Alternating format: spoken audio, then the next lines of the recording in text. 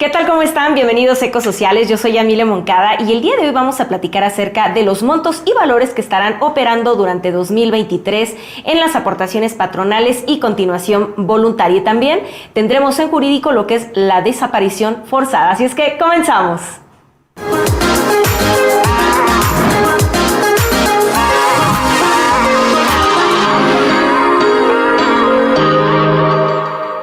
Quiero saludar a mi compañero y amigo Iván Hurtado, abogado de Ecosociales. Iván, ¿cómo estás? Yamile, muchas gracias, muy bien. Buenas tardes, muy contento de estar aquí en tu programa Ecosociales. Muchísimas gracias, Iván. Y también está con nosotros Ingrid López.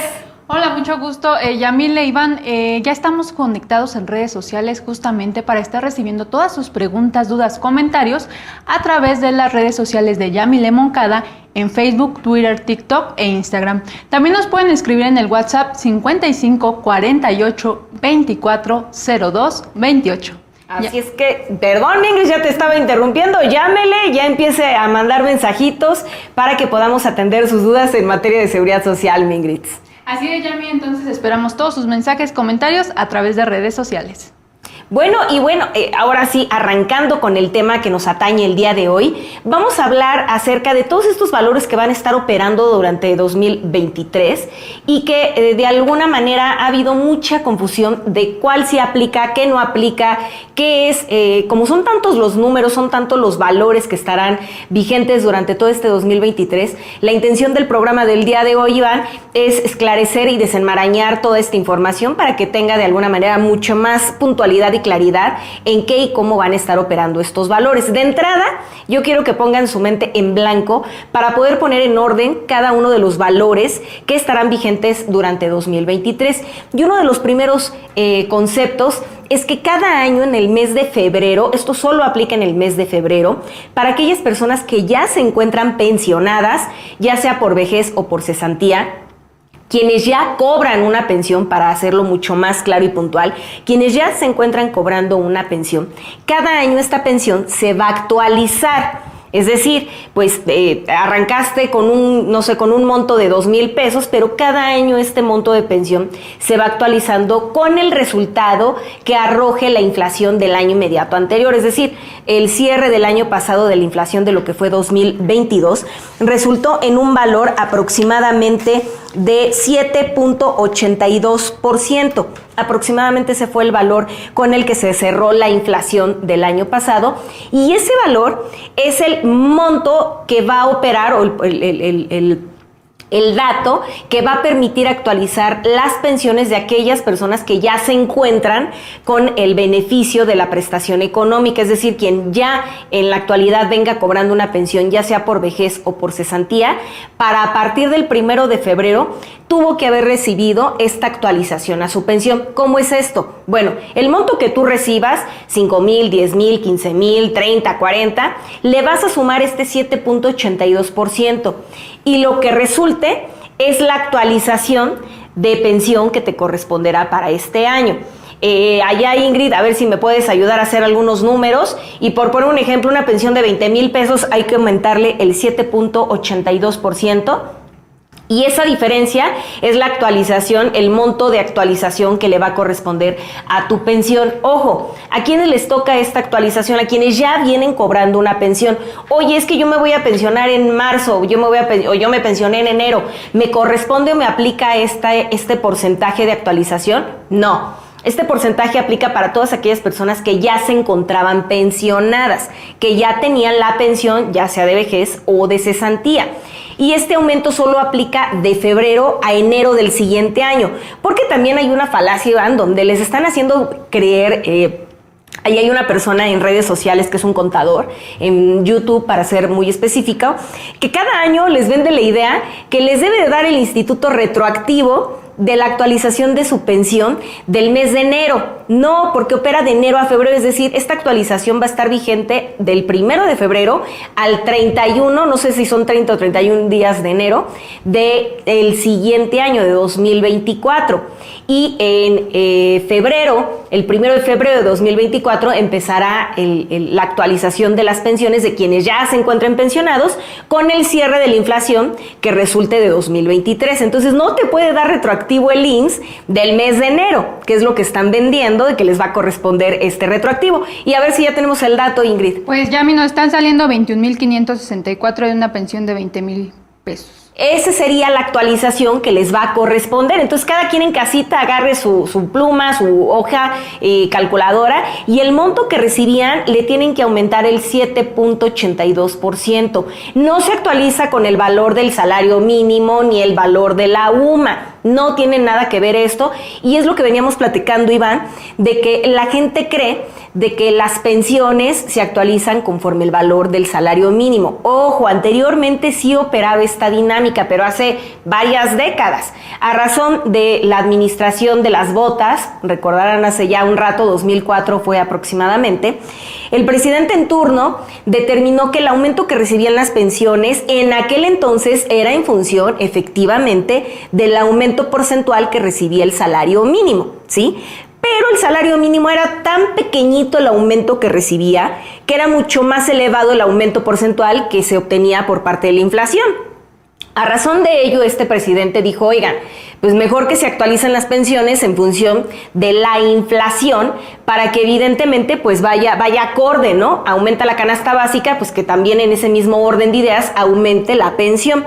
Por ello es que a partir de 2004, por decreto presidencial, todas las pensiones se están actualizando en función del valor de la inflación y no se está aplicando el valor del salario mínimo. Ojo, a razón del 2016 que entra en operatividad el valor de la UMA, la unidad de medida de actualización, es que pues el salario mínimo se empieza a disparar con esta nueva administración y empieza a tener un impacto importante que nunca se había dado.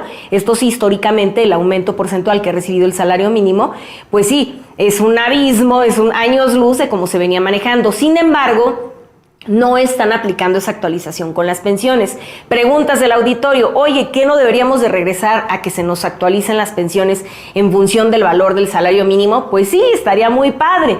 Sin embargo, pues las condiciones políticas, económicas y sociales son factores importantísimos para determinar si eso en su oportunidad debe o no debe de aplicar. Sin embargo, claro que sí, si las pensiones aumentaran en función del valor de porcentual que recibe el salario mínimo, bueno, olvídense, ¿no? Las pensiones estarían ahorita sumamente suculentas, pero no es así. Por eso la intención de empezar a poner cada cosa en su lugar, los valores que aplican y que no aplican, para evitar esta confrontación de dimes y diretes de distintas redes sociales que están generando mucha duda en el auditorio, Iván. Así es, Yamile, y sobre todo también advertir a nuestro público que tengan mucho cuidado con este tipo de información. Claro. Las personas que se promocionan en las redes sociales, pues hay que tener mucho cuidado para no toparse con información falsa, errónea, que lejos de informar a la gente le puede llegar a perjudicar. Por favor, acérquense a verdaderos profesionales que están más inmersos, más compenetrados con este tipo de situaciones. Exacto, Iván. Por ello, explicar aquí en Ecosociales, desmenuzar qué valores son los que estarán operando durante 2023. Y bueno, con respecto al salario mínimo, el salario mínimo que estará operando durante este año será de 207.44 pesos. Regresando de una pausa, explicaremos qué es la PMG, lo que es la pensión mínima garantizada. Vamos y regresamos. Esto es Ecosociales.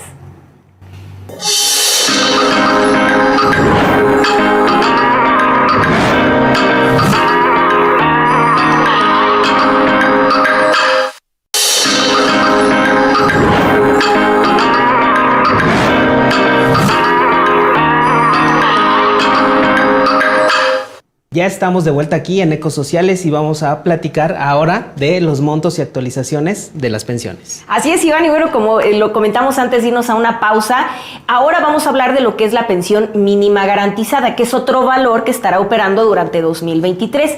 ¿Y qué es la PMG? La PMG es la pensión mínima garantizada, que es el monto mínimo de pensión que se les debe de otorgar a aquellos que pertenecen a la Ley 73 y que resulta de que hayas cotizado cuando menos 500 semanas semanas cotizadas, que tengas arriba de 60 años de edad y que te encuentres vigente, es decir, en conservación de derechos, que no tengas más de 5 años de haber dejado de cotizar para que puedas estar dentro de este supuesto.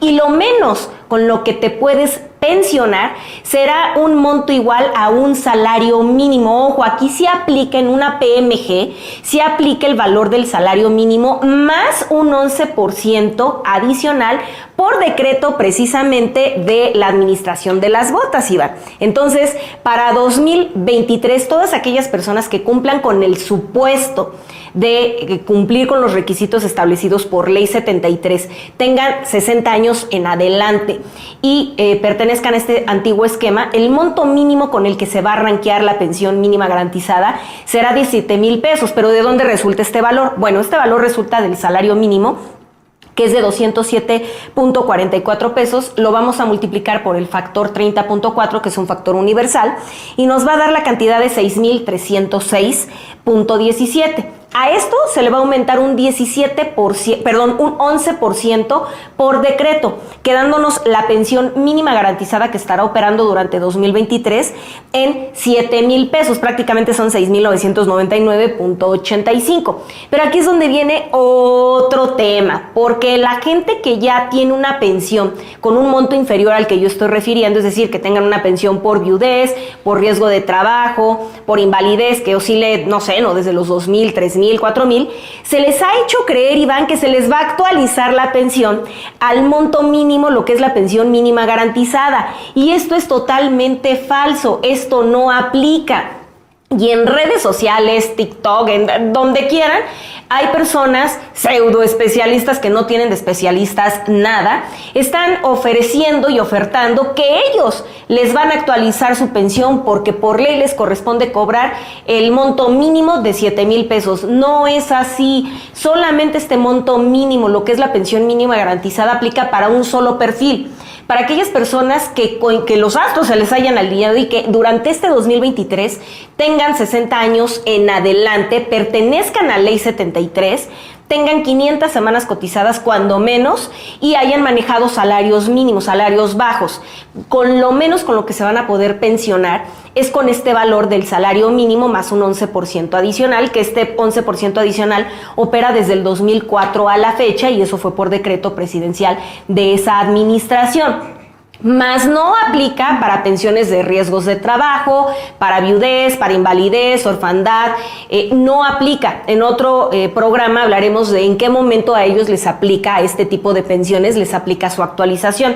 En cuanto a lo que es vejez y cesantía, vejez opera a partir de los 65 años en adelante, mientras que cesantía es desde los 60 años hasta los 64 años. A partir de los 65 años corresponde la pensión de vejez y todas aquellas personas que pertenezcan a Ley 73 y estén dentro de este supuesto serán quienes cobren el monto de 7,000 pesos de pensión, más no quiere decir que se les va a actualizar la pensión. En el bloque pasado justamente hablamos de aquellas personas que ya se encuentran pensionadas, la actualización que les corresponde cada año en el mes de febrero y que corresponde a la inflación que resulte del año inmediato anterior. En este caso, la inflación resultó en un 7.82% y ese es el aumento que estarán recibiendo a partir de febrero y que no hay retroactividad. Son conceptos que parecen similares, Iván, pero se prestan a confundir y generar falsas expectativas en el auditorio. Sí, claro, y más cuando está de por medio algún beneficio con los que se puedan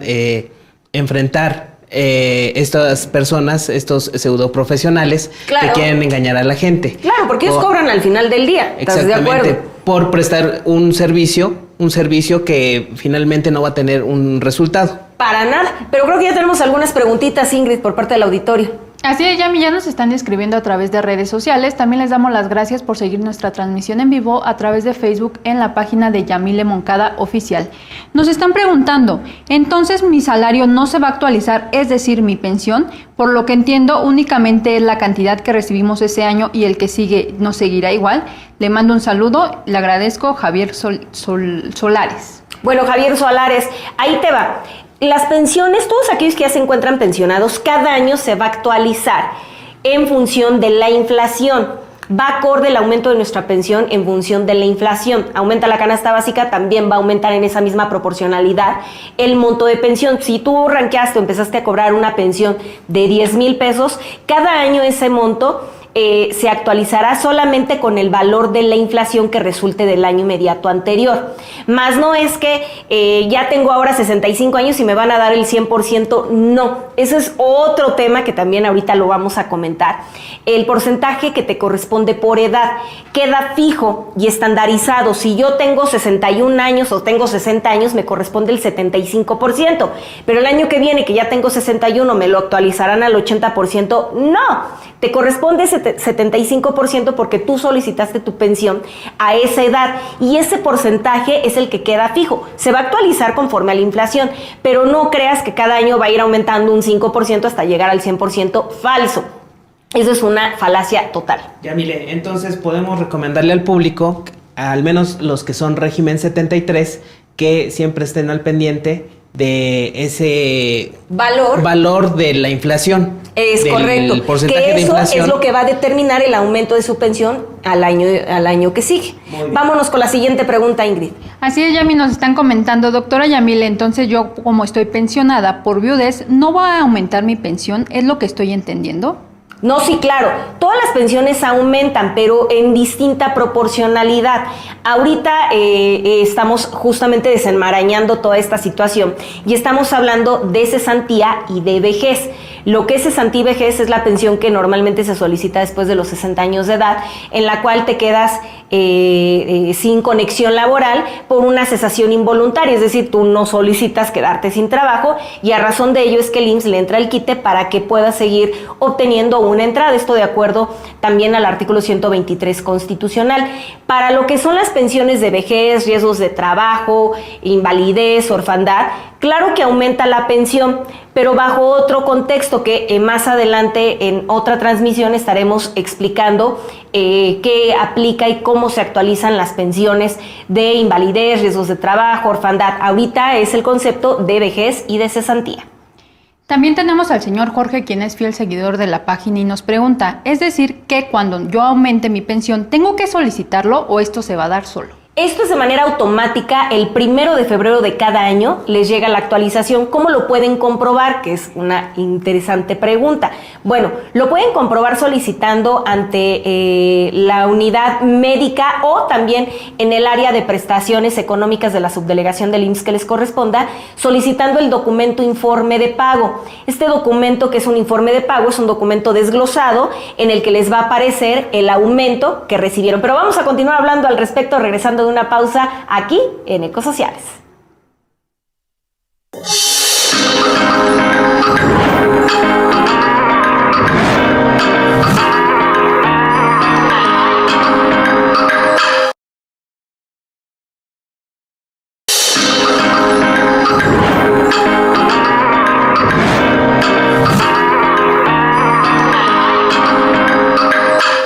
Pues ya estamos de regreso aquí en su programa Ecosociales. Les recordamos que nos pueden ver a través del 76 de Easy todos los miércoles a la 1 de la tarde, también en las transmisiones en vivo vía Facebook. Ya tenemos nuestra siguiente pregunta para la licenciada Yamile Moncada y nos comentan, ¿entonces la pensión mínima garantizada es lo que me garantiza el Estado?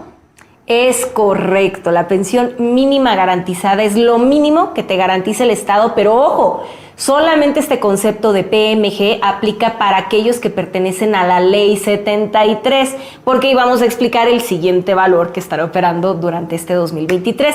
Y es que también existe la pensión garantizada, aquí ya no va el término mínimo, sino va una pensión garantizada para aquellos que pertenecemos a cuentas individuales, que es lo mínimo con lo que nos podemos retirar. Si se fijan, cambian los conceptos. Para lo que representa Ley 73, el término es pensión, mientras que para aquellos que pertenecemos a cuentas individuales, Ley 97 aplica el concepto retiro. Son dos conceptos totalmente distintos y de acuerdo al artículo 170 de la Ley del Seguro Social, fíjense, aquí está, lo pueden leer, esta información está en las nuevas leyes del IMSS, no está en las leyes anteriores. Por ahí me han escrito de que no encuentran esta gráfica, esta solamente se encuentra dentro de la ley nueva, las nuevas emisiones de ley del Seguro Social en el artículo 170 reformado. Y fíjense, el monto, lo que es la pensión garantizada, se maneja el concepto pensión garantizada mensual, es de 2,622 pesos en función del valor de UMA que hayas tenido registrado, y como monto máximo será de 8,241 pesos. Esto quiere decir que para no estar dentro del supuesto que refiere el artículo 170 de la Ley del Seguro Social, tendríamos que tener en nuestra cuenta de Afore, en nuestro saldo, aproximadamente como 2 millones de pesos, Iván. Imagínate, tendríamos que contar con 2 millones de pesos, arriba de 2 millones de pesos, para salir del supuesto que refiere el artículo 170 de la Ley del Seguro Social, ¿no? Sí, y me imagino que por eso también se le recomienda al público que, aparte de las aportaciones normales, puedan hacer ordinarias, un ahorro adicional, porque los de la nueva ley, sí, nuestra condición es un tanto complicada, porque no hay una certeza, mientras que la ley 73, fíjate, ley 73 te maneja un monto mínimo garantizado, porque te lo garantizan que es igual a un salario mínimo. Los de la nueva ley, el monto mínimo es de 2,622.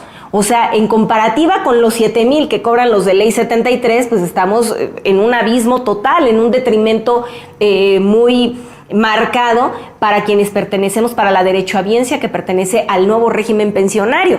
Entonces sí hay grandes diferencias. Mientras que a ellos les garantizan un monto de 7,000, para acá el monto mínimo con el que se ranquearía sería de 2,622. Y para no estar dentro de este supuesto, tendríamos que contar con un saldo dentro de nuestra Afore de aproximadamente 2 millones de pesos. Si tú tienes 2,5 millones dentro de tu Afore, ya lograste salirte de este supuesto, ¿no?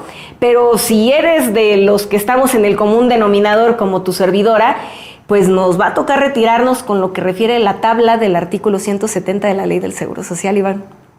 Pues, terrible. Una situación muy difícil. Porque me pregunto, ¿cuánto tiempo una persona que gana un salario mínimo tendría que estar aportando para llegar a los 2 millones de pesos? No hay manera. O sea, y fíjense que quienes manejan este tipo de saldos son aquellos que pertenecen al ISSSTE. Ahí sí aplica para el ISSSTE, pero aquí es donde viene la interrogante. A ver, ISSSTE empezó a rankear con cuentas individuales a partir del 2009. Mientras que IMSS empezó en 1997, prácticamente 12 años de ventaja le lleva el IMSS. Sin embargo, quienes manejan un mayor saldo preponderado son aquellos trabajadores del ISSSTE que pertenecen a cuentas individuales. La pregunta es ¿por qué? Bueno, el resultado es en función de la metodología de la instrumentación donde se invirtieron evidentemente los recursos. Y es que resulta que por parte pensioniste, ellos invirtieron en UDIs. Ellos manejaron otra metodología y el resultado pues es importante y admirable, porque mientras que ISSSTE IMSS lleva 12 años de ventaja, el saldo promedio oscila entre los 700,000 pesos, el ISSSTE nos lleva años luz de ventaja y ellos empezaron a operar 12 años después y el promedio es de 2 millones de pesos. Entonces, ahí hay que ponerse a estudiar y aplicar esa misma metodología también para los que pertenecemos a cuentas individuales del IMSS. Ingrid, tenemos ya otra preguntita. Sí, Yami, ya nos están llegando las preguntas. También queremos recordarles que tenemos nuestro número de WhatsApp 55 48 24 02 28 para que nos manden todas sus preguntas, dudas o comentarios. Nos están comentando a través de redes sociales. Entonces, ¿el Estado ya no nos garantiza nada a la nueva ley? Bueno, sí, claro, sí nos garantiza, por eso está el artículo 170 reformado de la Ley del Seguro Social. Sin embargo, la metodología que emplean es distinta. Recuerden que ahora ya lo que nos aplica son cuentas individuales donde tú mismo vas generando tu propio recurso. ¿Cómo operaba el antiguo esquema pensionario? Era donde todos los activos le metíamos recurso a una misma bolsa y de esa misma bolsa, quienes iban cumpliendo con los requisitos establecidos por ley, se iba como tal sacando el recurso para aquellos que se iban pensionando. Sin embargo, quien sostenía esta pirámide, por así mencionarlo, eran los activos, toda la gente activa que estaba dentro del régimen obligatorio. Para 1995 se hace una reforma y se decide que mejor cada quien le meta su propia bolsa, en lugar de que entre todos, que era la metodología anterior, entre todos le metíamos a una sola bolsa y de ahí mismo se iba como tal sacando el recurso. Ahora es que tú lo que le puedas ir ahorrando a tu bolsita y tú mismo vas obteniendo lo que tú solamente logres hacer. Cambia la metodología, cambia la forma. El anterior esquema se llama sistema de reparto de beneficio definido, mientras que el actual esquema de pensionario se llama capitalización individual de contribución definida. Cambia la terminología, el argot jurídico que se emplea para cada una de las dos y explicándolo de manera muy digerible para todos nosotros, es que antes todos invertíamos en una misma bolsa, todo lo que ganábamos iba en esa misma bolsa y de ahí se iba pagando a cada quien cuando iban cumpliendo con los requisitos. Ahora directamente tú le metes a tu bolsa y lo que tú logres obtener. Por eso las diferencias que hoy por hoy existen. Y claro, sí tenemos un monto mínimo, sin embargo no es comparado con el que reciben aquellos que pertenecen a Ley 73. Vámonos con la siguiente pregunta. Sí, Yami, nos están comentando. Entonces, licenciada, si yo quisiera aumentar esa pensión mínima garantizada, pero realmente no tengo las semanas, ¿hay algo que se podría hacer o realmente estoy perdido?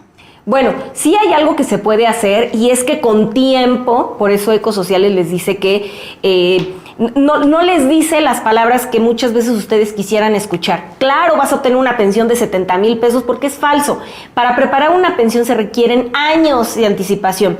Ir previendo desde los 50, 55 años de edad qué número de semanas cotizadas tengo al día de hoy y cómo puedo ir aumentando esas semanas. Oye, pero yo ya tengo 65, ¿puedo hacer algo? Sí, claro. El detalle es que pues la vida nos permita alcanzar el objetivo, ¿no? Entonces, si tengo 60, 65, 70 años, hay manera de que yo pueda, en lugar de irme con una pensión mínima garantizada, modificarla. Sí, claro, pero ya si recibes la pensión, ya no hay manera de hacer corrección. Esto es antes de que obtengas la pensión. Sí hay manera de poder hacer modificación y que se pueda elevar la misma. Así es que vámonos a una pausa y regresamos. Esto es Ecosociales.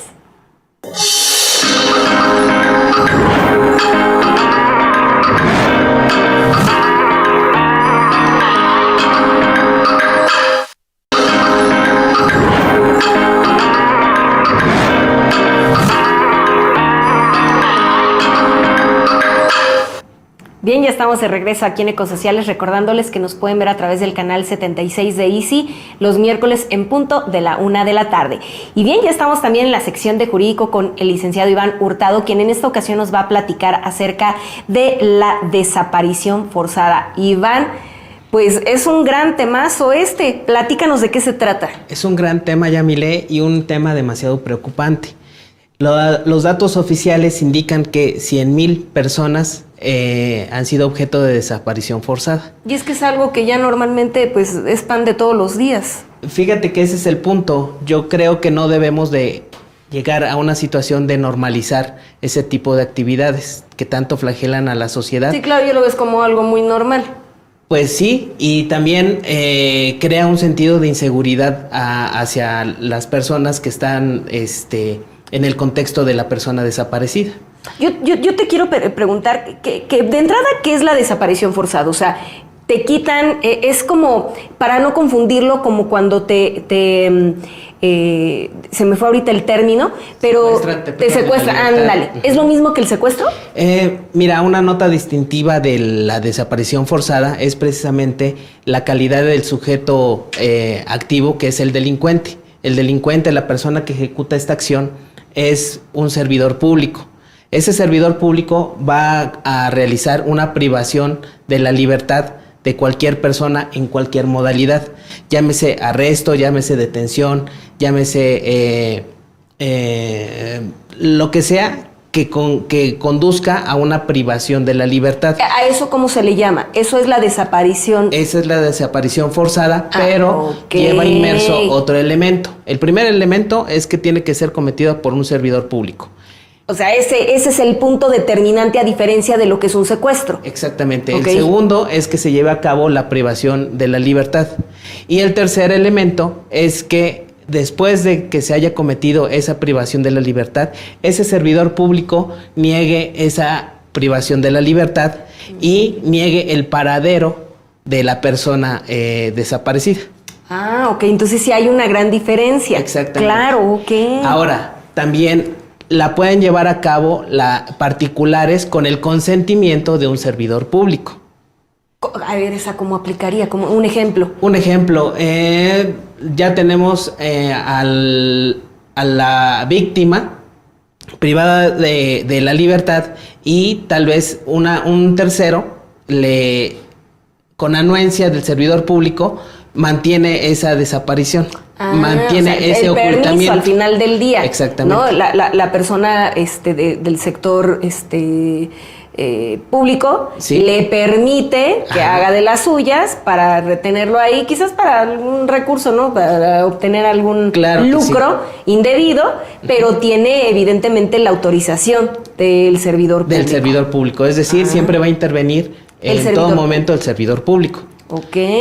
Y cuando se llega a dar ese tipo de situación, ¿qué tipo de pena se impone por manejar esa desaparición forzada? Ese delito tiene una pena de prisión de 40 a 60 años de prisión. Qué bueno, menos mal. Exactamente. El punto no es tanto la penalidad, el punto es la impunidad que rige a este tipo de conductas. Imagínate que solamente el 2% de este delito ha llegado a investigarse con éxito, más que el 98% está en la impunidad siguen total. Ahí bailando. Exactamente. Es que es difícil al final del día dar con el servidor público, porque evidentemente se llegan a dar este tipo de malas praxis. Pero ¿cómo demostrar que verdaderamente X o Y servidor público aplicó esto? Se la zafan y no, es que estaba detenido sus 48 horas. Ya ves que pues te detienen, te hacen tu interrogación y ahí te pueden dejar un rato en el cambio del turno. Ahí, ¿cómo lo puedes demostrar? Quiero pensar que es así. Tú claro corrígeme si no. De entrada, déjame decirte que este delito, entre más rápido se denuncie, más posibilidades hay de éxito en la investigación de esa desaparición. Sí, debe de ser en el momento, no esperarte un año. Sí. Sí, porque también se presta a otra situación. Y muchas veces las autoridades dicen, no, tiene que estar desaparecido al menos con un tiempo de 72 horas. No, hay que hacer a un lado los formalismos y hay que privilegiar ese derecho que tienen las personas de su libertad con la investigación rápida y expedita de esa desaparición. Ahora bien, déjame decirte, Yamile, que el otro dato que les tengo es que 3/4 de las personas desaparecidas son hombres. Y 1/4 son mujeres. Entonces, también otro dato es que esas personas que son desaparecidas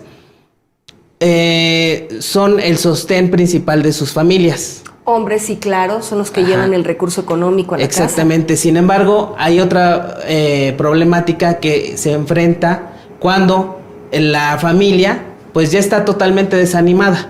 Sí, ya no y piensa que ya no tiene esperanzas. Entonces, como se mantienen en una situación de precariedad económica, no pueden tramitar la pensión. Claro, lo que comentábamos antes. O sea, entonces estoy en stand-by en que no soy ni muerto, pero tampoco estoy visible, no estoy en circulación. Entonces, ¿qué es lo que hace la familia? Porque esa persona que desapareció es la que generaba el recurso económico. Entonces, como no está la figura que me generaba el sustento económico, quiero ir a solicitar la pensión, pero quedas atrapado, estás en el limbo ahí. En el limbo porque uno de los requisitos es precisamente el certificado de defunción. De defunción, claro, ¿verdad? Por parte del Instituto Mexicano del Seguro Social y por parte del ISSSTE, también uno de los requisitos o sí es el acta de defunción. Exactamente. Entonces, ¿qué haces si ya pasaron 1, 2, 3, 10 años y no aparece la persona? Mientras tanto, yo tengo que ver qué hago, cómo resuelvo la cuestión económica y no me pueden pagar, no puedo obtener beneficios. ¿Ahí qué aplica? Así es, esa es una gran problemática por parte de las familias y precisamente por eso les menciono que entre más rápido se denuncie este delito y se empiecen las investigaciones correspondientes es mejor. Ahora, ¿dónde investigar? Hay Fiscalía especializada en investigación de desaparición forzada, federal como en cada una de las 32 entidades de la República. Ahí se debe de presentar la denuncia y es un delito que todo mundo puede denunciar. hay que ir preparados con el nombre de la víctima, con una fotografía actual de esa persona, con el número de CURP, el número de RFC, cualquier otro dato de la narración de las circunstancias de cómo se llevó a cabo la desaparición. Por ejemplo, si a alguien le consta, hay que incluir en la narración que fueron detenidas estas personas por elementos de alguna corporación policíaca y decir por qué. ¿Por qué? Porque a lo mejor llevaban vehículos balizados con los emblemas de alguna corporación policíaca o de las fuerzas. Bueno, es que se encubren con eso, militares, claro. Se blindan al final del día. Y ahorita que hablas de que se blindan, déjame decirte una cosa. Imagínate que como este delito lo cometen los servidores públicos, pues tienen de su parte todo el imperio de la ley, claro, todos los recursos del Estado. Al acceso total del alcance de sus manos, toda la herramienta para poderlo aplicar y defenderse y decir, no, pues es que yo tenía, o sea, como tienen el vehículo con la torreta, ¿no? Pueden ahí estar paseando a la persona exactamente. Y desaparecerlo. Incluso hasta intimidar a las personas, ¿no? Para no denunciar. Claro, totalmente. Entonces ellos cuentan con las herramientas para poder, es más, hasta llevar a cabo su fechoría. Y también para blindarse y lavarse las manos, de decir, no, pues no sé dónde quedó, la persona igual desapareció. Pero vamos a continuar hablando al respecto. Vámonos a una pausa y regresamos. Esto es Ecosociales.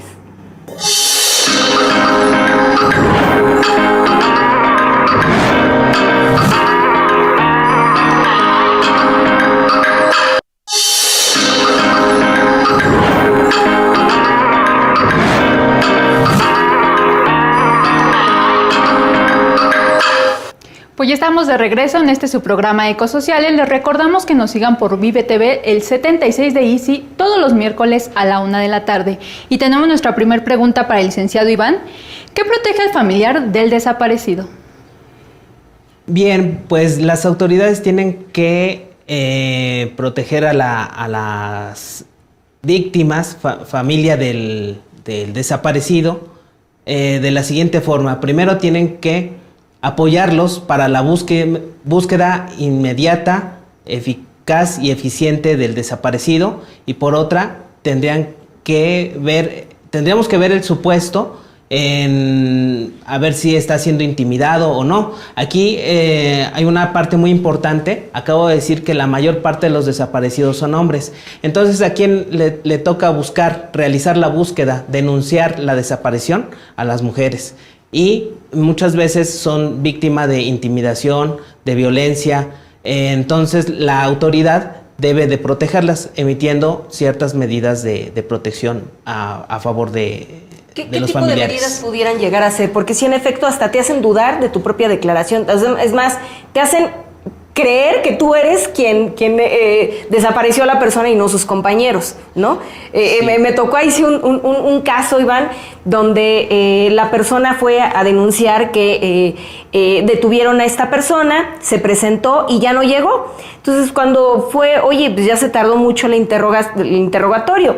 Va la esposa y no aparecía la persona. Entonces, cuando ella va y empieza a hacer la denuncia, porque tuvo que esperar el tiempo, ¿no? 72 horas y todo este protocolo, y le dijeron, bueno, ¿y no estará con otra persona? Y usted no lo habrá, o sea, que hasta ella lo había desaparecido, ¿no? Entonces resulta que ahora tú eres el responsable de esta situación. Contra ese tipo de situaciones, o sea, de por sí ya el daño de que desapareció tu ser querido.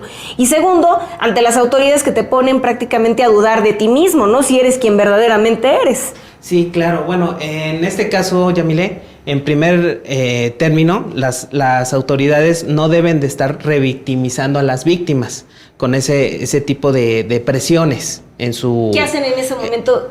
¿A quién le tocan? ¿A quién le avisan? ¿Está el teléfono? Siempre hay un teléfono rojo donde pueden dar parte al órgano interno, sí, a la visitaduría, para ver lo que está sucediendo. Sin embargo, también he de decirte otra cosa, que también la autoridad ministerial, el Ministerio Público, tiene que agotar todas las líneas de investigación habidas y por haber. O sea, también puede ser la persona que pudiera ser, ¿no? El tema es cuando no lo eres y pues ya hasta te ponen a dudar si tú desapareciste al esposo, ¿no?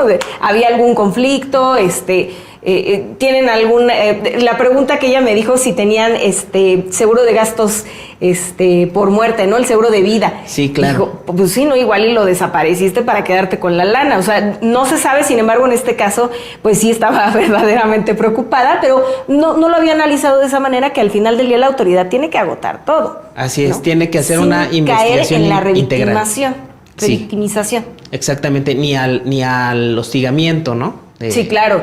Con respecto de las preguntas que le puede estar llegando a hacer a los familiares de la víctima. Ah, ok, perfecto. Y ahora, ¿pueden dar algún ejemplo que nos puedas dar de desaparición forzada? Pues mira, El más típico, el común denominador. Pudieran haber 100,000 casos, ¿no? Como lo marcan las cifras. Sin embargo, el caso más emblemático es el de un personaje en la política de Guerrero, que fue Rosendo Radilla Pacheco. Él fue un activista social y fue presidente de una organización de trabajadores en Atoyac del estado de Guerrero, quien en 1974 fue detenido por elementos del Ejército Nacional en compañía de su menor hijo de 11 años. Entonces lo detuvieron de manera ilegal porque el motivo de su detención fue componer corridos que llevaban a la sociedad. ¿Y eso qué? Sus reclamos. Claro, o sea, ¿eso qué? Exactamente. Y aún así fue detenido. Fue detenido en compañía de su hijo. Él le solicitó que dejaran en libertad a su hijo para que fuera a dar parte a la familia. Fue a dar parte a la familia y por eso se supo que fue detenido por parte de elementos del ejército.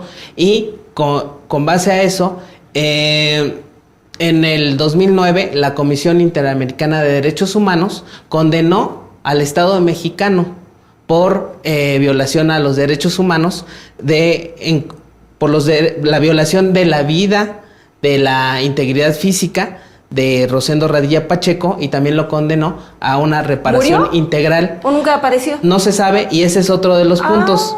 Las víctimas y los ofendidos tienen derecho a la búsqueda de la verdad. ¿Qué sucedió? ¿Qué fue lo que sucedió?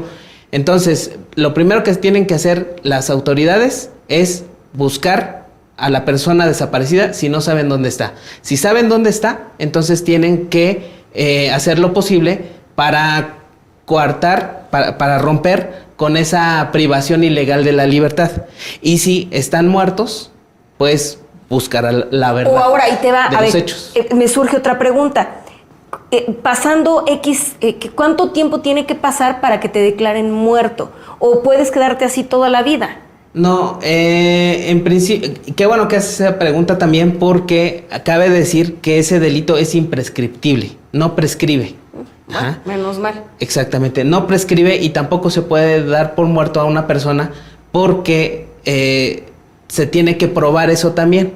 Ejemplo, te voy a poner otro ejemplo. Y si nunca aparezco, entonces nunca voy a cobrar la pensión. De los de Ayotzinapa, ¿no? Exacto, caso Ayotzinapa. Que según una línea de investigación fueron privados por elementos de la policía municipal para ser entregados al crimen organizado. Y al día de hoy, eso fue en 2014 y al día de hoy no han aparecido. Ya prácticamente el siguiente año cumpliríamos 10 años. ¿Qué sucede? ¿No se les puede dar como No se les puede dar por muertos, no. ¿Por qué? Porque hay que perseguir siempre el llegar a la verdad. Entonces nunca, evidentemente para efectos jurídicos por parte de algún instituto de seguridad social, nunca se va a poder materializar el hecho de que se pueda cobrar una pensión por orfandad o por ascendentes, sí. Nada, estamos en un laberinto, ¿verdad? En un callejón sin salida. En suspenso, ahí te quedaste en stop, pausa. Exactamente. Entonces no hay, o sea, y si 40 años pasan, nunca van a darme el documento de que fallecido, al menos de que se encontrara el cuerpo. Exactamente. Existe una figura que es la declaratoria de desaparición. Y tendrían que hacer la prueba con el instituto a ver si con ese documento hace las veces, pero creo que la ley es muy clara, ¿no? Se necesita la ley es muy clara, el IMSS y el ISSSTE sí forzosamente te piden, salvo que sea alguna cuestión ya por parte de la Suprema Corte. Sin embargo, hoy por hoy se requiere la documentación, se requiere como tal el documento de el acta de defunción, y si no, pues no hay cabida. ¿Tenemos alguna otra pregunta? ¿Nos alcanzará el tiempo? Sí, Yami, fíjate que nos están preguntando, licenciado Iván, a mi hermano lo desaparecieron en 2011, lo tomaron como secuestro, pero posteriormente descubrimos que unos policías lo habían detenido ilegalmente y hasta la fecha no aparece. Bueno, aquí, nos pone su caso y nos comenta, en este caso, ¿qué tendríamos que hacer o qué tendríamos que haber hecho porque nunca nos hicieron caso las autoridades? Bueno, pues primero hay que ver de qué forma denunciaron, como secuestro y adicionalmente como desaparición forzada de personas, y si no lo hicieron, que lo hagan, porque es imprescriptible. Bueno, lo bueno es que es imprescriptible. Iván, lamentablemente ya se nos terminó el tiempo, Ingrid, se nos acabó el tiempo, pero cualquier duda nos pueden escribir a través de nuestras redes sociales. Nos vemos la próxima semana. Yo soy Yamile Moncada. Iván Hurtado. Yo soy Ingrid López. Muchísimas gracias. Esto fue Ecosociales. Hasta la próxima.